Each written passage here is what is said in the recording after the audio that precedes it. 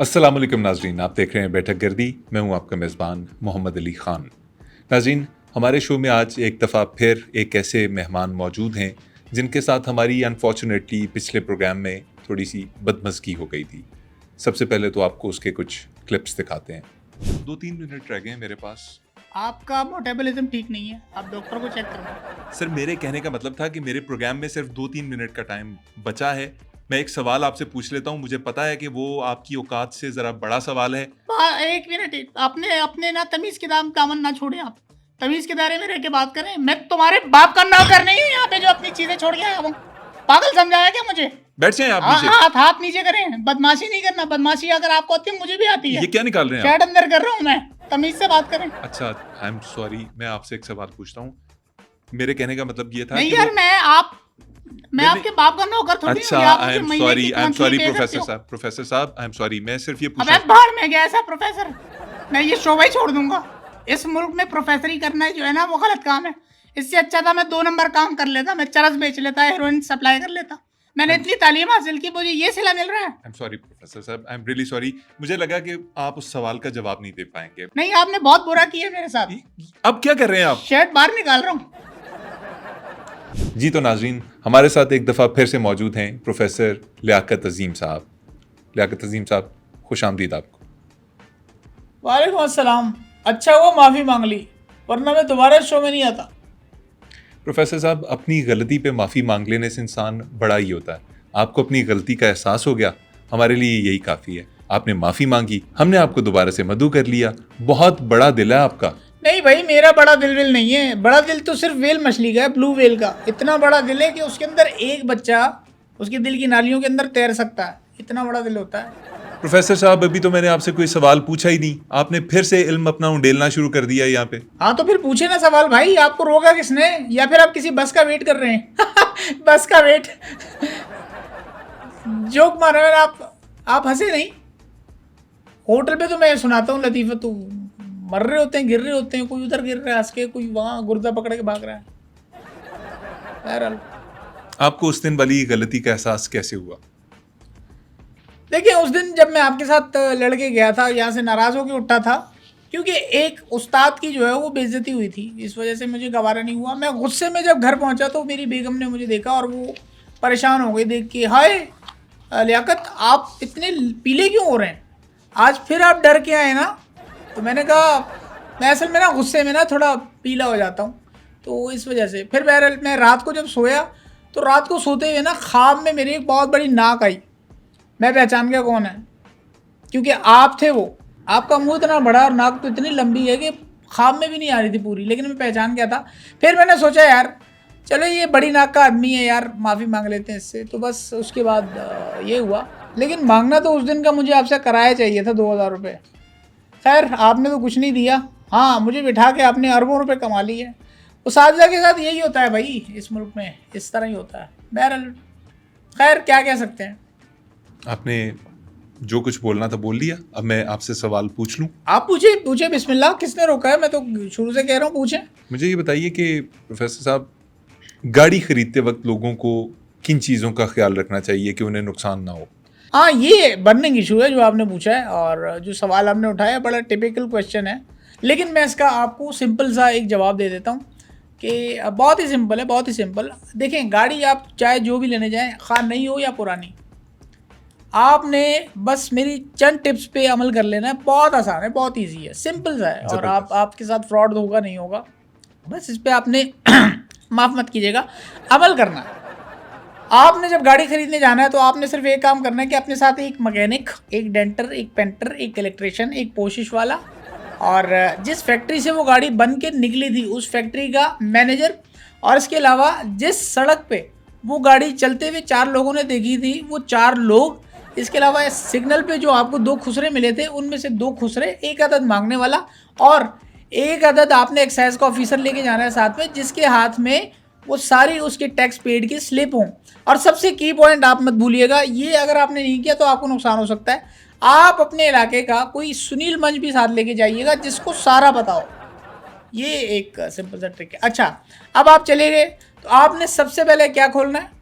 सबसे पहले बोनट खोल लेते हैं टू चेक नहीं भाई, आपने ये नहीं करना। सबसे पहले आपने मुंह खोलना है, हाँ भाई क्या डिमांड है। अच्छा ये आपने कह दिया, उसके बाद आपने गाड़ी के चारों टायर, चारों डिस्कें, उसकी सीट्स, उसकी वायरिंग, उसकी शॉक वॉक, ये वो कैंचियाँ चमचे सारे आपने खोल लेने और तसल्ली कर लेना है, गाड़ी को भरपूर चेक कर लेना।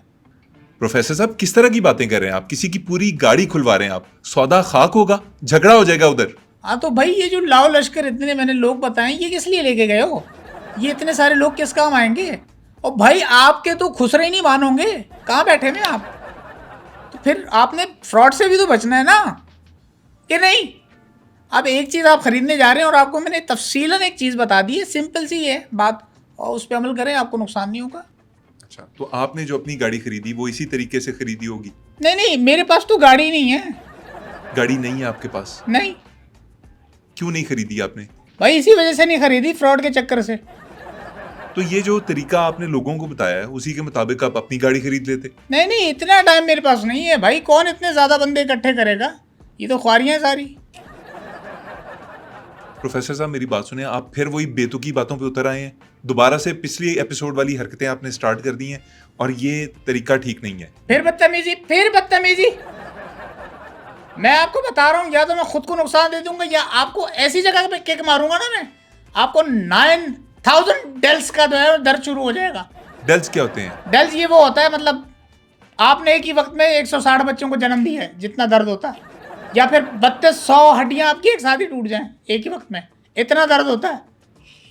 यार इतनी इंफॉर्मेशन है आपके पास कि हड्डियों का दर्द कितना होता है, डेल्स क्या होते हैं, 160 बच्चे देने पे कितनी तकलीफ होती है, आप बेसिक चीजें क्यों ठीक नहीं नहीं बताते? तो मैं इस माशरे का जाहिल आदमी नहीं हूँ, आप आम बंदे से बात नहीं कर रहे हो। आप क्या मतलब थोड़े से क्या अपने ही हमजाद हो क्या आप हैं? आपकी तालीम कहाँ की है? यूनिवर्सिटी ऑफ बदतमीजी ऑफ टेक्नोलॉजीज की है क्या? जरा भी तमीज नहीं है कि इससे क्या बात करनी है। आपके सामने एक मोअज़्ज़िज़ उस्ताद बैठा हुआ है यार, उसके साथ आप बदतमीजी कर रहे हो। कहाँ के उस्ताद हैं? मैं पिछली एपिसोड से इसी बात के ऊपर आपसे पूछ रहा हूँ, किस चीज के उस्ताद हैं आप? मेरे उस्ताद तो नहीं है यार, मैं क्यों इज्जत करूँ आपकी? पहले तो आप अपनी आवाज नीचे करें। क्यों करूँ? ठीक है, नहीं करें, आपकी मर्जी, आपका गला बैठेगा, मेरा नुकसान कोई होगा। अब आपने मैं जो भी सवाल पूछूंगा उसका सही सही जवाब देना है। ये कोई बिला वजह ये सुनील मंज और 40 बंदे और बोनट खोल दो और ये कर दो और ये कर दो, नहीं करेंगे आप मेरे साथ। अच्छा एक बात बता दूं, ये जो आपने मुझे फजूल बात की है ना, कि बेतुकी बात और फजूल बात, मैं आपको बता दूं ये तो बैठक गर्दी देखने वाले डिसाइड करेंगे, मैं फजूल कर रहा हूँ, तुकी कर रहा हूँ या बेतुकी कर रहा हूँ, ये वो बताएंगे। आप कोई नहीं होते ये जज करने वाले, समझ आई? छोटी बड़ी आंख लेके आ जाते हैं आप। मैं यार आपको इतना भी एहसास हो, शर्म और हया नहीं है यार? आप मेरी मेडिकल कंडीशन का मजाक उड़ा रहे हो। क्या मेडिकल कंडीशन है आपको? आंख आपकी एक छोटी है एक बड़ी है, आप मेरे मुंह का मजाक नहीं उड़ा रहे थे? नहीं तो मैं उस्ताद हूँ, मैं तो उड़ा सकता हूँ, और वैसे भी आपका उड़ाना बनता है। माशाल्लाह इतना लंबा मुंह तो है आपका, 13,000 लाख किलोमीटर का मुंह होगा आपका, मोटरवे से लंबा मुंह लेके बैठे हुए शो में। अच्छा वैसे मैंने देख लिया आपको, कैमरामैन बोर हो रहा है, एंजॉय नहीं कर रहा। खैर बहरहाल इस तरफ आते हैं। इतना बड़ा मुंह है, इतना लंबा मुंह है आपका, लाम उतना ही मुंह है आपका। हैरत है, आपको इन आंखों से नजर भी आता है। आपने कैमरामैन को देख लिया कि वो हंस रहा है। अरे भाई छोड़ो, आप आंखों की बात कर रहे हो, जवानी आपने नहीं देखी मेरी आंखों पे तो रेखा ने गाना भी गाया हुआ है, इन आंखों की मस्ती के मस्तानी हजारों हैं। और जाएं काम करें। तो काम ही कर रहा हूँ भाई, या काम कर रहा हूँ, लोगों को एजुकेट कर रहा हूँ यहाँ पे। रेखा आप पे गाना गाएगी, आपकी आंखों के लिए गाना नहीं गाएगी। तो क्यों, रेखा गूंगी है, मेरे लिए नहीं गा सकती? आप बड़ा लाइट ले रहे हैं ना आंखों को। मैं जब यंग था ना, मैना जो है ना गालियां देती थी मुझे। मैना? हाँ, कहती थी हमसे खूबसूरत आंखें इसकी। मैं अगला सवाल पूछूं या ना पूछूं? नहीं ये एक्टिंग नहीं करो, इधर उधर देखना ये करके जैसे उता गए आप, इस तरह नहीं करो भाई। अगर मैं यहाँ पे आया हूँ ना आज, फिर मैं वक्त निकाल के आया हूँ अपना, और माफ़ी अगर मैंने मांग ली ना तो मैंने बड़ेपन का, अच्छेपन का मुजाहरा किया है, और इसको आप मेरा एहसान समझें। एहसान है आपका। मफरूजे में और फैक्ट में क्या फ़र्क होता है? अच्छा एक बात, मुझ पे कोई एहसान ना करना, मुझ पे एक एहसान करना। सवाल दोबारा पूछता हूँ, आपको शायद समझ नहीं आई। अजम्पशन में और फैक्ट में क्या फ़र्क होता है? चलें, सवाल आपने अब कर लिया है। देखिए, पैनलॉन्ग एशियन रोड चाइना, ये मोस्ट कर्वी रोड है पूरे वर्ल्ड का। ये अजम्पशन है, फैक्ट नहीं है। फैक्ट क्या है? फैक्ट ये है कि सबसे कर्वी जो है वो नोरा फतेही है। बड़े ठरकी आदमी हैं आप। ये भी एक फैक्ट है, ये भी फैक्ट है। यार आप कैसे आदमी हैं? मैंने आपसे एक सिंपल सा सवाल पूछा, आप नोरा फतेही को बीच में ले आए। नहीं, मेरी तो ख्वाहिश है कि मैं नोरा फतेही को बीच पे ले जाऊं। बीच पे नहीं, बीच में ले आए हैं। चलें बीच में ही ले आऊं। यार आप प्रोफेसर साहब क्यूट भी हैं और आप अजीब किस्म के खराट आदमी हैं। अच्छा सही बताना, दिल पे हाथ रख के, क्यूट हूं ना मैं? हूं ना मैं? हैं। और मैं हंसता हूँ, मेरे डिम्पल भी पड़ते थे एक जमाने में। पढ़ रहा है डिम्पल? नाक के करीब यहाँ पड़ रहा है, यहाँ पढ़ रहा है? ये अंदर अच्छा नाक। वो एज हो गई ना, वो यहाँ से होते होते उम्र के साथ डिम्पल बढ़ जाता है, इधर आ जाता है। डिम्पल भी ट्रेवल करता है। जैसे दरख्त आप काटते हैं ना, किसी भी दरख्त की उम्र मालूम करनी हो तो उसकी लेयर्स होती हैं बनी हुई। जैसे आपने एक दरख्त काट लिया, दरख्त आपने काटा, महकमा जंगलात वाले आ गए आपको लेके पकड़ के, क्योंकि आपने दरख्त क्यों काटा। आपने खुद ही कहा था कि दरख्त काटें उसकी उम्र पता चलेगी। मतलब मैं एक बात कर रहा हूँ, दरख्त के अंदर जो लेयर बनी होती हैं, जैसे 1 2 3 4 5, जितनी लाइनें होंगी उतनी ही उसकी साल की उम्र होगी। अच्छा, ये मैंने भी पढ़ा हुआ है कि ये होता है, क्योंकि आपने पढ़ा नहीं है, आपने देखा होगा। ये क्या मतलब तलवारबाजी कर रहे हो पेन के साथ? ये मैं एक उस्ताद के सामने इस तरह की हरकत नहीं करें आप। और ये बदतमीजी होती है या ना करें, वो आपको पता नहीं है? क्या चीज? ये पेन जो है तलवार से ज्यादा खतरनाक होता है। इसे फिजिटिंग कहते हैं। ये जो टाइम भाई विजिटिंग हो जिसिटिंग हो जो भी हो, एक दफ़ा मैंने भी ये पेन यूँ करके पीछे रखा था और मैं बैठ गया था, उसमें पता नहीं चला था बेध्यानी में। ये खतरनाक होता है। आपकी उंगली देखो पहले भी कटी हुई है। आपको तब पता चला कि पेन जो है तलवार से ज्यादा खतरनाक होता है? बहुत खतरनाक होता है, इसकी धार बहुत खतरनाक है। कलम जो है वो दुनिया के तमाम असलह जात से और मसाले जात से तेज है। अच्छा, यही बता दें कि ये पेन को असलहे से ज्यादा खतरनाक क्यों कहा जाता है? आप इतने अक्लमंद हैं, पता चल जाती है आपकी अक्लमंदी। देखिए, अब चूंकि पेन का आपने पूछ लिया तो मैं इसका बता देता हूँ। इसकी भी एक रिसर्च है। जर्मनी में माइकल बेविन नामी 1685 यानी कि 1685 में बहुत बड़े मुहक्किक हैं, उन्होंने इसके ऊपर रिसर्च की थी। उन्होंने ये पाया कि ये तलवार से इसलिए ज़्यादा ख़तरनाक है। जैसे आप तलवार किसी को मारो, तलवार से तो देखें आपको लगी और खून वून निकल गया, आप फारिग हो गए, मतलब गए, मर गए। ये इतनी ख़तरनाक है, पेन इतनी ख़तरनाक चीज़ है कि ये आप रखेंगे ना तो स्याही निकलती रहेगी। अब स्याही निकलेगी, दाग लगेगा, रोज़ आप ये सजियत से गुजरेंगे। कपड़े आपकी बीवी को जो है वो धोने पड़ेंगे बार बार, और वो पहले कपड़े धोएगी, बाद में आपको तुन के धोएगी। ठीक है, इसलिए खतरनाक है। यस, देखें जंगें जब ख़त्म होती थी ना तो जो लिखा जाता था आपस में सुलहनामा या एक मुआहदा होता था, उसके अंदर भी आप देते थे, दो लोग अंदर जाते थे और एक बाहर वापस आता था। एक जो था वो उसको मार देता, यूं आंखें या देख के, आपने मूवीज में भी देखा होगा बहुत इससे, सारी ये movies। पेन से ये बहुत खतरनाक है। इसके अलावा आप एक और हिसाब लगा लो कि इससे फैसले नहीं हो पाते इसके बगैर, बड़े बड़े फैसले। मतलब जज साहब के पास अगर पेन ना हो तो लिखे किससे? तलवार से तो लिखेंगे, मतलब जैसे ही लिखेंगे फैसला तो फट जाएगा। इसीलिए पेन जो है वो बहुत ज़रूरी होता है, और ये बड़ा ख़तरनाक इसीलिए है। कलम जो है तलवार से इसलिए ताकतवर है। हाँ, लेकिन इससे भी खतरनाक है ज़बान। वो ज़बान इससे भी खतरनाक है, क्योंकि तलवार का घाव भर जाता है, इसका दाग उतर भी जाता है, लेकिन ज़बान का एक दफ़ा अगर घाव लग गया वो सारी ज़िंदगी जो है वो रहता है, ताज़ा हो जाता है, हरा हो जाता है, वो नहीं भरता कभी भी। ज़बान का घाव बहुत खतरनाक। ये अच्छी बात कहाँ से ले आए आप बीच में? मतलब इतनी फजूल बातों के दरमियान में एक दानश्वरी की बात आपने कर ही। नहीं तो फिर इधर दोबारा टिल्ट करते हैं इसको मैं बताऊं ये और क्या खतरनाक है। इधर लाएं, देखिए मैं बताता हूँ इससे और क्या काम नहीं जाता। हाथ लेके आए, इधर हाथ लेके आए, करीब आए, मेरे करीब आए। इसको कहते हैं कड़की। इससे ये काम भी किया जाता है। ओए प्रोफेसर साहब, बुलाओगे शो में दोबारा ना? बुलाऊंगा प्रोफेसर साहब, छोड़ें। ये तुम्हारी आवाजें, अगर कैमरा ना होता ना, ये सब आवाजें सुन ले होते, छोड़ें प्रोफेसर साहब, क्या कुछ और समझ आती। यार प्रोफेसर साहब क्या कर रहे हैं? दर्द हो रही, क्या बेहुदा हरकत थी ये? बेहुदा हरकत? मैं तुम्हें बता रहा हूँ ना, एक्सपेरिमेंट करके बता रहा हूँ। माइक करीब करो, आवाज नहीं आएगी तुम्हारी। माइक करीब करो यार, मेरे ये क्या फजूल हरकतें करते हैं? नहीं तो आप मुझसे पूछ रहे हो, मैं तो वही बताऊंगा ना। मैं वो उस्ताद ही नहीं जो थ्योरी पे चले, प्रैक्टिकल नहीं। मैं आपसे पूछूंगा कि सबसे खतरनाक गन कौन सी है, तो आप वो लाके मेरे ऊपर चला देंगे। अच्छा, मेरे साथ ये गंदी बातें ना करो, ये मैं नहीं करता भाई। गंदी बात नहीं कर रहा, मैंने गन की बात की आपसे। नहीं भाई, आपका क्या है? आप जैसे लोग तो इस दौर में उस्ताद पे इल्जाम लगा देते हैं। आपने अपने करियर का आगाज कैसे किया था, पहली नौकरी कैसे मिली आपको? हाँ, ये आपने बड़ा इंटरेस्टिंग सवाल किया है। देखें, नौकरी की जहाँ तक बात है, और ये देखने वाले भी तो देख रहे हैं नौजवान, उनके लिए भी है।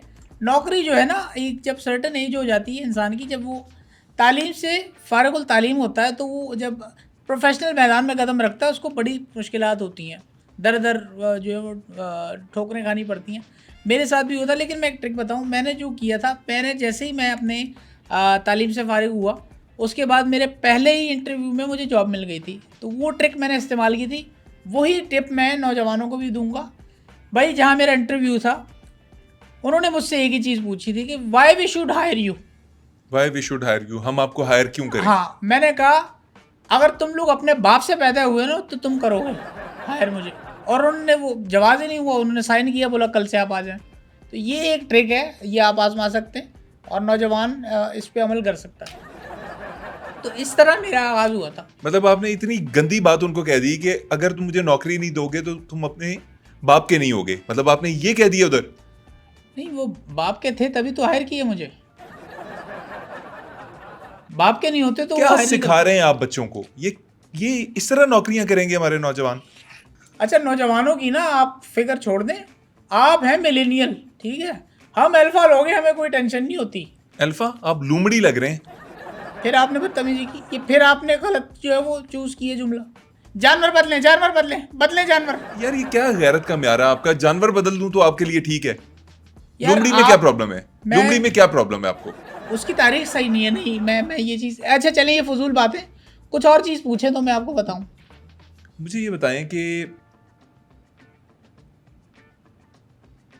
मर्द और औरत में धोखा कौन ज्यादा देता है? ये आपने इंटरेस्टिंग एक और क्वेश्चन मुझसे पूछ लिया। देखें, औरत और मर्द में जो धोखा देता है वो है कोयल। कोयल? जी, कोयल धोखा देती है। मर्द और औरत में सबसे ज्यादा धोखा कोयल देती कोयल है? देती है। साबित करें। देखे ना, मर्द का धोखा क्या होगा? मर्द ये होगा, कोई ना कोई चीज़ छुपा लेगा औरत से, ठीक है, बेगम से। औरत क्या करेगी? औरत, मर्द की पैंट अगर टंगी हुई है दीवार पे, उसमें से पैसे निकाल लिए पर्स में से चोरी छुपे, मतलब ये घर की बातें चलती हैं। ये सबसे बड़े धोखे होते हैं। लेकिन कोयल क्या धोखा देती है? कोयल करती है चीटिंग। वो किसी और के घोंसले में अपने अंडे दे देती है, क्योंकि खुद नहीं। असल में ना, कोयल के अंदर वो गर्म करने वाला सिस्टम जो होता है ना, हीटिंग वाला, वो नहीं होता, अंडे सेक नहीं सकती। तो इसका मतलब ये थोड़ी है यार कि आप दूसरे परिंदों के जाके घोंसलों में आप अंडे दे दो और वो आपके बच्चे की कफालत करें। क्या गुजरती होगी उन परिंदा माँ बाप पे, जो उसके लिए हर धूप छाँव नहीं देखते, सूखा गीला नहीं देखते, उसके लिए मेहनत करते हैं, उसके लिए मुश्किल से आसान शिकार करते हैं। जब वो कोयल का बच्चा बड़ा होता होगा तो चिड़ा क्या सोचता होगा कि यार मैं 1 मिनट के लिए कहीं दाना लेने गया, पीछे से कोई और दाना डाल गया। अच्छा, मेरा ये पैगाम आपके लिए नहीं, ना मेरे दोस्तों जो सुनने वाले मेरे स्टूडेंट्स हैं, आपके लिए भी नहीं है। ये सिर्फ पैगाम मैं कोयल के लिए दे रहा हूँ, और सारे लोग अपने कानों पे हाथ रख लें। मैं भी? आप भी रख लें। कोयल, ओए कोयल, ये चीटिंग जो आप कर रही हो ना यार, माना कि आपके अंदर हीटिंग सिस्टम नहीं है, इसका मतलब हरगिज ये नहीं कि आप दूसरे के घोंसले में जाके अंडे दो और धोखा दो। अपना अगर हीटिंग सिस्टम नहीं है तो आज के दौर में आप जी रही हो, जिद्दत वाला दौर है। एक 6,000 रुपये का सस्ता इंक्यूबेटर आ जाता है, उसके अंदर अंडे रखो अपने। ये क्या आपने चीटिंग का बाजार गर्म कर रखा है? किसी के भी घोंसले में आप अंडे दे देती हो। बहुत गलत बात है ये। क्या गुजरती होगी उन माँ बाप पे, हैं? बहुत गलत बात है यार। हटा ले हाथ कान से। क्या कह रहे हैं? तुम एक नंबर के अहमक आदमी हो। अच्छा, हटा लूं? हाथ हटा लो। हटा लिए। ये फर्क है। प्रोफेसर साहब, आपने जो भी कोयल को मशवरा दिया मैंने नहीं सुना, लेकिन मैं आपसे एक नहीं बनता था। ये बहुत छिछोरी हरकत है। समझ गई होगी सही किया अब आपने। समझ गई होगी। जो भी आपने कहा होगा, डेफिनेटली आपने अपनी फहम के मुताबिक सही मशवरा दिया होगा। मुझे ये बताएं कि आजकल हम... एक मिनट, अपनी फहम के मुताबिक क्या? आप क्या समझ रहे हैं मुझे? नहीं, सही बात की मुझे होगी। बदतमीजी की फिर वो आ रही है आपके नहीं, अल्फाजों मैं में। बदतमीजी नहीं कर रहा। मैं आपसे अगला सवाल पूछने जा रहा हूँ, अपना मसला पूछना चाह रहा हूँ। हाँ, पूछिए। देखें, हम अंडे लेने जाते हैं दुकान के ऊपर, तो अमूमन लोग कह देते हैं कि आजकल जो मार्केट में अंडे आ रहे हैं वो उसके अंदर मुर्गाबियों के अंडे मिक्स होते हैं, उसके अंदर बतख के अंडे भी शामिल कर दिए जाते हैं, और जानवरों के भी अंडे होते हैं। तो अच्छे मुर्गी के अंडे अगर आपने खरीदने हो कहीं से, तो लोग कैसे खरीद सकते हैं, ये ज़रा बताइएगा। देखिए, इसके लिए सबसे आसान हल ये है कि आपके इलाके में कोई दुकान होगी अंडे की, आपके भरोसे वाला हो, जिसको आपको पता होगा यार डिपार्टमेंटल स्टोर्स जो होते हाँ, हैं। ये ईमानदार है, ये धोखा नहीं करता। आप उसके पास चले जाएं, पहले जाएं, अस्सलाम वालेकुम भाईजान, जो भी उसका नाम है वो लिया, स्माइल पास की, और फिर आपने कोने में एक जगह देख लेनी है, उस जगह को आपने साफ करना है और उधर बैठ जाना है। उसके बाद आपने दुकानदार की आंखों में आंखें डाल के देखना है। देख लिया। अब उसको कहना है 1 दर्जन अंडे दे दे, और वो भी मुर्गी के। आपने वो अंडे लिए उससे, आप जहाँ बैठे हुए वहाँ से उठ जाएं, अंडे रखें, इस तरह बिछाएं ताकि आपका पूरा मामला हो जाए, उसके ऊपर आप बैठ जाएं। अब 30 दिन तक आपने उठना नहीं वहाँ से। शॉपिंग करनी है वहीं बैठे बैठे करें, आपने खाना खाना है वहीं बैठे बैठे करें, कुछ भी करना है आपने वहीं बैठे बैठे करना है 30 दिन तक, जब तक आप कुड़ुक नहीं होते ना आपने उठना नहीं है। तो 30 दिन बाद जब आप उठोगे, चूजे निकल आएंगे, आपको पता चल जाएगा कौन कौन सा आपने अंडा जो है वो लिया। तो इस तरह इसका हल है, आपको पता चल जाएगा कि क्या क्या निकला है अंडे में से। ये मुर्गी के अंडे खरीदने का तरीका है, ये हल है मेरी नज़र में। तो जो घर अंडे लेके जाने थे उसका क्या करूं? तो बस वो जो बच्चे निकले हैं भाई, जो निकल आए हैं, उन्हें बड़ा होने दें, वो अंडे दें, उसके बाद आप इस्तेमाल करें। ज़रूरी थोड़ी है आप पहली दफ़ा में खा लें। मेहनत भी तो करें ना, कोई थोड़ी सी तको तो आप ही करें ना। प्रोफेसर साहब, ये क्या फ़लसफ़ा है? नहीं, मैं आपको देखें ना, किसान जो है, किसान वो एक दिन में बीज लगा के, बीज बो के तो फसल उगा लेता है? नहीं, वो वेट करता है भाई, 6-6 महीने, 3-3 महीने वेट होता है, टाइम लगता है चीज़ों में। अब मुझे तो समझ ही नहीं आ रहा कि आपसे क्या पूछूं, सवाल ख़त्म हो गए हैं। ये समझ आ रहा है कि आपने कोयल के ऊपर इल्ज़ाम लगाया कि वो चीटिंग करती है। मैं आपसे ये पूछ लूँ कि आपने कभी चीटिंग की है? हाँ, मुझे याद पड़ता है, मैंने एक दफ़ा की थी चीटिंग। हम एक जगह पे कुछ खेल रहे थे गेम, ताश के पत्तों वाली, तो मैंने 5,000 रुपये उस पर लगाए। कौन सी गेम? ताश के पत्तों वाली। ताश के पत्तों वाली कौन सी गेम? ताश के पत्ते होते हैं, बस ऐसे ही वो खेल रहे थे हम गेम लोग। जुआ खेल रहे थे आप? जुआ नहीं, ये देखिए, आप अपने अल्फाज ना मेरे मुंह में नहीं डाल सकते। ये आप कह रहे हैं मैंने नहीं किया, मैंने साफ नहीं क्या मतलब, क्या उसमें क्या कर रहे थे आप? पत्तों की गेम खेल रहे थे, साथ में कोई पैसे तो नहीं पड़े हुए थे? गेम खेल रहा था, मैंने 5,000 का नकली नोट चला दिया। उसके बाद क्या हुआ? बस उसके बाद फिर मुक्के चले, घूसे चले, लाते, छुरिया, चाकू, फलाना ढिमकाना, वो मैं तो अधमुआ हो गया। मेरा निचला धड़ जो है वो चला गया था। आपको पता है, उसके बाद फिर मैंने अपने निचले धड़ का ट्रांसप्लांट कराया जापान से। और फिर मुझे एक चीज़ का एहसास फिर भी हुआ कि पता नहीं था ना मुझे, नादान था मैं सिर्फ देखने वालों को कहूँगा, अगर इस तरह का कोई सीन हो जाता है तो कभी भी आप ना ये ट्रांसप्लांट जापान से नहीं कराएं, निचले धड़ का। हाँ, वो आपको मायूसी होगी। अगर करवाना है तो आप किसी गरीब अफ्रीकी मुल्क से करा लें, आपको फ़ायदा होगा। नाज़रीन, मुझे तो समझ नहीं आ रही कि मैंने प्रोफेसर साहब को बुलाकर गलती की है कि नेकी का काम किया नहीं, है। देखें, अब आप फिर वही बात कर रहे हैं, आपसे मैंने माफ़ी भी मांगी थी। सर, मैं भी आपसे माफ़ी मांग रहा हूँ कि मैं आइंदा आपको नहीं बुला सकूँगा। मेरे लिए बड़ा मुश्किल हो जाता है। कोई सवाल पूछता मैं क्या हूँ, सवाल गंदम जवाब चना। देखें, ये आप बहुत बड़ी गलती करेंगे अगर आप इस तरह कहेंगे। चलें, नेक्स्ट टाइम हम कुछ और रिसर्च करके आएंगे। नेक्स्ट टाइम मैं अच्छे फैक्ट्स आपको बताऊंगा और आपके देखने वालों को। आज के फैक्ट्स तो अच्छे ही होंगे ना, आज के भी तो अच्छे हो गए। मेरे में हिम्मत नहीं है अब, लेकिन नाज़रीन, हमारे प्रोग्राम को लाइक कीजिए, चैनल को सब्सक्राइब कीजिए, अपने कमेंट्स भेजिए, लिखिए, वीडियो मैसेजेस भेजिए, हम उन्हें शामिल करेंगे अपने प्रोग्राम में। और बेल आइकन को ज़रूर दबा लीजिए ताकि हमारे तमाम नई वीडियोस की नोटिफिकेशन आप तक पहुंचती रहे। इसके अलावा आपकी पसंदीदगी जो है वो शो को चलाने के लिए बहुत ज़रूरी है। हम आपके लिए हर हफ्ते 2 एपिसोड्स लेके आते हैं। हम चाहते हैं कि ये फ्रिक्वेंसी जो है बरकरार रहे और प्रोफेसर साहब जैसे मेहमान हमारे शोज़ में आते रहें। अगले हफ्ते तक के लिए इजाज़त दीजिएगा। अल्लाह निगहबान। आपको एक फैक्ट बताऊं? जी बताएं। आपने देखा होगा अक्सर जैसे शलवार में लोगों की चूहा घुस जाता, जी घुस और जाता वो है। उसको मार देते हैं। पता है क्यों मारते हैं चूहे को? क्यों मारते हैं? कि वो दूसरों को बता ना दें। ये फैक्ट है एक। मैंने भी जब से जापान से ट्रांसप्लांट करवाया ना, मैं भी चूहा मार देता हूँ। आप तस्वीर खींच रहे हैं क्या मेरी? प्रोफेसर साहब, फ़ौरन से पहले निकल जाएं आप। आपके हक में यही बेहतर है, यहाँ से चले जाएं। ये मुझे आज तक किसी ने नहीं बोला। पहले आदमी हैं आप। चलें, कोई बात नहीं, मैं चला जाता हूँ।